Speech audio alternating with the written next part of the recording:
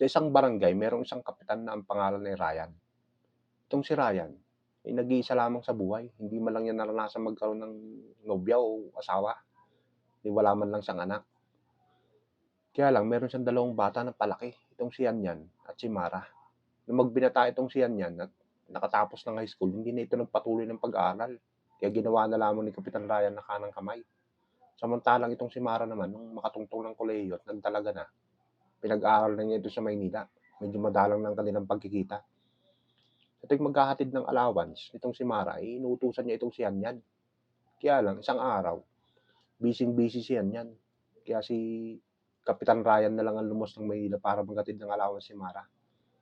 Yun, nung magkita yung dalawa, si Kapitan Ryan at si Mara, laking gulat ni Kapitan Ryan ngayon kasi laki ng pinagbago ni Mara.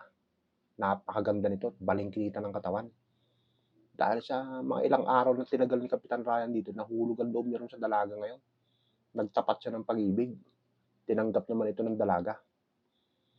Alam mo, Mara, totoo lang, kaya hindi ako nag-asawa o nagkaroon ng nobya. Hindi ko alam eh. Parang ito na yung dahilan. Matagal ko nang nararamdaman sa ito. Ngayon lang ako nagkaroon ng lakas ng loob, sabi ni Kapitan ngayon, nautal-utal pa. Pangiti-ngiti lang naman itong si Mara. Alam niya ang mangyayari. So, tinatanggap mo na ang aking pag-ibig, sabi ni Kapitan Ryan ngayon. Oo naman.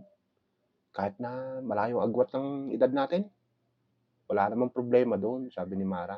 Dahil age doesn't matter nga, di ba? So, kung ganun, tayo na. Kinikilig si Kapitan ngayon. Kinagabihan, bago bumalik ng probinsya itong si Kapitan, magaganap ang unang pagtatalik. Kaya agad siyang naghanda ng baby oil. Ano mo ba yan? Sabi ni Mara. Ano ba yung langis na yan? Sabi nila, sa unang pagtatalik, medyo mahirap. Dahil mahal na mahal kita, ayoko namang mahirapan ka. Nako, sabi ni Mara ngayon. Bakit siyan yan?